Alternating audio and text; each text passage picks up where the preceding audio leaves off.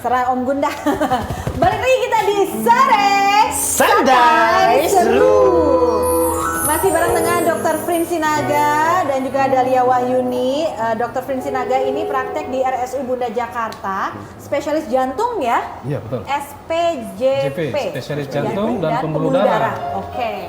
Nah, kalau mau nanya-nanya, boleh lo langsung di WhatsApp di 08121 999 4756 atau telepon di 021 634 8062. Nah. Saya tuh curiga ya, walaupun tadi Dr. Frin sudah mengatakan beberapa pencetus ledakan pada plak di dalam pembuluh darah koroner itu sendiri, tapi ternyata ada yang menarik perhatian saya saat ini, perempuan hebat. Kenapa? Apa yang ada di tangannya Dr. Frin? Itu dia Itu lagi apa? main Itu kayak solatip merah atau apa itu? Ini dodol Cina.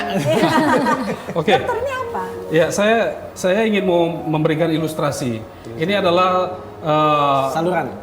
ilustrasi daripada potongan penampang pembuluh darah arteri koroner. Tapi kita nggak segede itu kan? Ya, ini dia ilustrasinya. Ini yang normal, ya, yang Bersih. belum ada plaknya. Ini normal yang kayak saya. Oh, Nih kita nggak tahu standar ini dok. ini untuk orang yang sehat. Iya, iya, Nah, iya. yang Coba yang ini sehat, yang sudah mengalami ada plak penyempitan 30% atau kurang dari 50% ya. Oke. Ini yang lebih besar yang 70%. Wow. Ya. Ini yang lebih besar lagi 90%. Aduh, kalau Dan kayak di atasnya ini ada yang Pecah. buntu total. Buntu Ketutup, total. Benar-benar ketutup plak Betul, semua ketutup salurannya. total. Terus God. jadi gimana dok? Nah, Kalau udah pertanyaannya ketutup-tutup? apakah masih hidup atau enggak? Iya, itu dia. Nah, itu dia. Ada orang yang sudah buntu total, tapi dia masih hidup. Nah, ilustrasi seperti begini. Kemacetan Tamrin Sudirman. Iya. Oke. Ada gang tikusnya. Jalan alternatif. Nah, jalan alternatif. Jadi jantung juga begitu. Ada pembuluh darah baru namanya kolateral.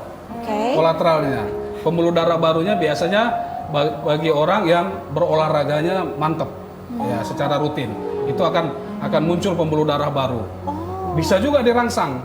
Dirangsang dengan tindakan-tindakan medis yang dilakukan pengencangan atau pemasangan seperti balon di sini dan diberi tekanan. Diberi tekanan, dia diharapkan untuk menumbuhkan pembuluh darah baru atau neovaskularisasi.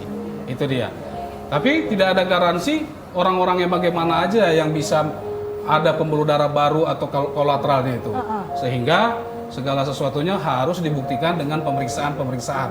Nah, Itu pemeriksaannya tuh bentuknya seperti apa sih? Karena jantung kan di dalam diri. Iya. Kita kan bingung juga. Kucuk datang. Dokter, saya mau periksa jantung saya, terus mau diapain gitu loh jantungnya. Iya. Heeh.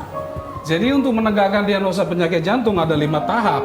Ya. Apa aja dok? There are 5 finger cardiac approaches. Yang pertama harus ketemu dokter jantung dong. Oh iya, ada spesialis. Iya, iya kan? Masa kok kulit? Jangan masa ke penyanyi. Ya nggak bisa dong. Beda. Dok. Itu jantung hati Ya, namanya. jantung hati. Jadi dari anamnesis atau wawancara medis, dokter akan bisa memprediksi ke arah mana penyakit ini. Gitu. Yang kedua pemeriksaan fisik, pemeriksaan laboratorium, foto ronsen, dan rekam jantung atau EKG. Ya, Oke. EKG ya. Nah ini gambar apa nih dok nih? Nah, ini kembali seperti pembuluh darah yang tadi. Oh. Yang di segmen bawah kiri itu pembuluh darah yang normal. Normalnya itu segitu Nah, dok ya? Yang Iya. kanan bawah Yang kanan itu bawah apa? dia sudah mengalami penyempitan. Sudah mengalami penyempitan ya. Dan kemudian segmen atas yang sebelah kanan itu dia gambaran dari penampang arteri koroner yang Normal. masih Sehat. normal. Iya. Iya.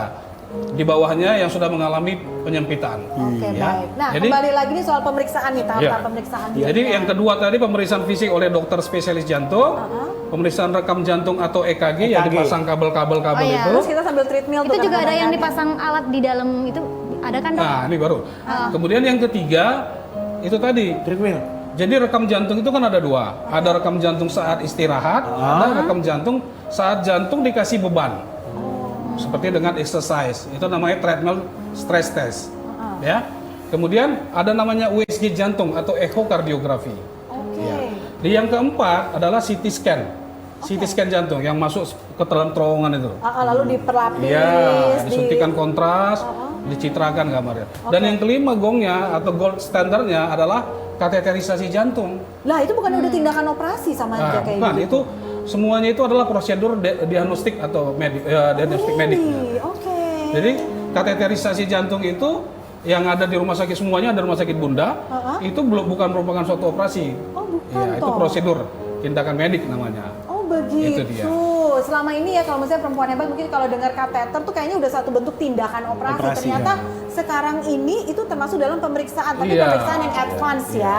Setelah Jadi- melalui beberapa tahap Ya. pilihan. Jadi kateterisasi jantung itu memiliki dua fungsi. Oke. Yang pertama untuk memastikan atau diagnostik penyakit, yang kedua sebagai tata laksana atau terapi daripada itu. Seperti baik. kayak pemasangan stent Oke. atau cincin, Ring. cincin Ring. ya, bukan cincin ini ya. Bukan, Bukan dong. ring jantung. Terus ada batunya juga. Ada batu juga. Serem dong itu. Dok, ini kebetulan ada yang udah masuk melalui WhatsApp Ya. kami di 08121 999 4756. Silakan kita lihat apa Ini ada yang nanya-nanya nih dok ditanyakan. nih. Ini Dari Indra. di Bekasi. Ya. Saya suka futsal, tapi saat ini banyak yang terkena jantung saat olahraga. Oh. Pertanyaannya dok, bagaimana agar bisa tetap berolahraga tanpa khawatir terkena serangan jantung? Iya loh dok, beberapa kasus public Olahragawan figure, banyak yang kena. mereka mengalami serangan jantung. Menurut kronologis cerita keluarganya atau orang-orang terdekatnya adalah setelah mereka selesai melakukan aktivitas Olahraga, olahraga, betul. gitu. Almarhum Basuki dulu, Iya, Haji Wisma Masai, terus Iya. kemarin Ashraf Sinclair Habis juga dikabarkan CrossFit ini habis ya? CrossFit. Nah itu gimana tuh dok? Kejadian seperti kayak kemarin itu bisa ada dua kemungkinannya.